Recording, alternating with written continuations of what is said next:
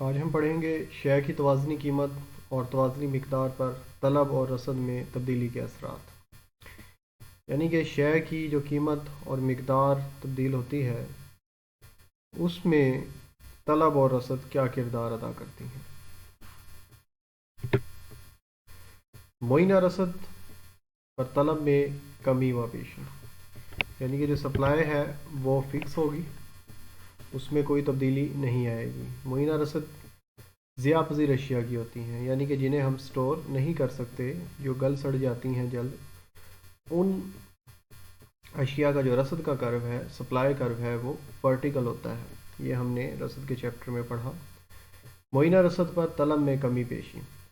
अगर मुइना रसद हो, तलब में इजाफे से शेयर की कीमत में इजाफा हो जाता है और तलब में कमी से शेयर की कीमत में कमी हो जाती है। यानी कि तलब बढ़ेगी तो कीमत में भी इजाफा होगा। अगर तलब कम होगी तो कीमत में भी क्या हो जाएगी, कमी हो जाएगी। और रसद फिक्स रहेगी, क्योंकि रसद क्या है, मुइना है, फिक्स्ड सप्लाई है। अब हम इसको डायग्राम की मदद से समझते हैं। Y axis, x axis, price and supply and demand. Supply curve vertical, supply क्या है, फिक्स है।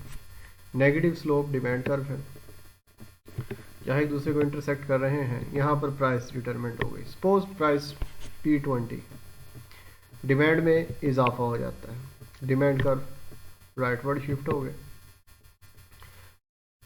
पहले हम तवाज़ुन पर थे, ई पॉइंट पर, अब ई डैश पर चले गए हैं और हमारी जो डिमांड कर्व है वो डी डैश हो गया। कीमत P2 से बढ़कर, P20 से बढ़कर P30 हो गई, यानी कि डिमांड में बढ़ने, तलब में इजाफे से कीमत में भी क्या हो गया है, इजाफा हो गया। इसी तरह अगर डिमांड कम हो जाती है, हमारा जो डिमांड कर्व है वो लेफ्ट वर्ड शिफ्ट हो जाएगा, डी से डी डबल डैश हो जाएगा और equilibrium E double dash. Price 20 से हम P10 या P डबल डैश पर आ जाएंगे। तो इस डायग्राम में हमने देखा कि किस तरह कीमत कम हो रही है तलब के कम होने की वजह से, और तलब के बढ़ने की वजह से कीमत में क्या हो रहा है, इजाफा हो रहा है। सेकंड केस देखते हैं। रसद ना बदले लेकिन तलब में कमी पेशी वाक़या हो जाए। जैसा कि कल हमने डिस्कस किया कि अगर रसद फिक्स रहती है, रसद क्या, पॉजिटिव स्लोप, जो नॉर्मली रसद का पॉजिटिवली स्लोप होता है, अगर तलब बढ़ेगी तो कीमत में भी क्या होगा, इजाफा होगा, और साथ मिकदार में भी क्या होगा, इजाफा होगा। अगर पॉजिटिव स्लोप सप्लाई कर्व होगा, तलब कम होने से कीमत क्या होगी, कम होगी, और मिकदार के अंदर भी क्या आएगी, कमी आएगी। प्राइस वर्टिकल एक्सिस पर, हॉरिजॉन्टल एक्सिस या एक्स एक्सिस पर demand and supply, supply curve positive S1, demand curve D1, जहाँ पर एक दूसरे को इंटरसेक्ट कर रहे हैं, equilibrium. Price and quantity, price हमारे पास 20 है और क्वांटिटी भी 20 है। सपोज डिमांड में इजाफा हो जाता है, डिमांड कर्व D1 से D2 हो गया, न्यू इक्विलिब्रियम E1 से E2 हो गया, जिसकी वजह से प्राइस में भी इजाफा हो गया।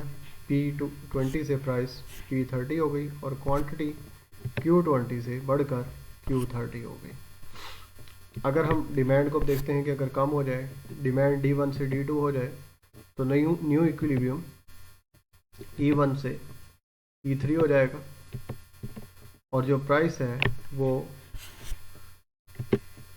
P20 से P डबल डैश 10 हो जाएगी, प्राइस भी कम हो जाएगी और जो मिकदार है वो भी कम हो जाएगी। तो पता ये चला कि अगर पॉजिटिव स्लोप हमारे पास सप्लाई कर्व है तो डिमांड में इजाफे से प्राइस में भी इजाफा होगा और मिकदार में भी इजाफा होगा।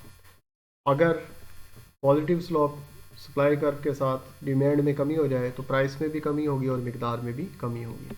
थर्ड केस, तलब ना बदले लेकिन रसद में कमी पेशी वाक़या हो जाए। अगर रसद कम होगी तो प्राइस में क्या होगा, इजाफा, और मिकदार क्या हो जाएगी, कम हो जाएगी। सप्लाई कर्व राइटवर्ड शिफ्ट हो जाए तो प्राइस कम हो जाएगी और मिकदार के अंदर इजाफा हो जाएगा।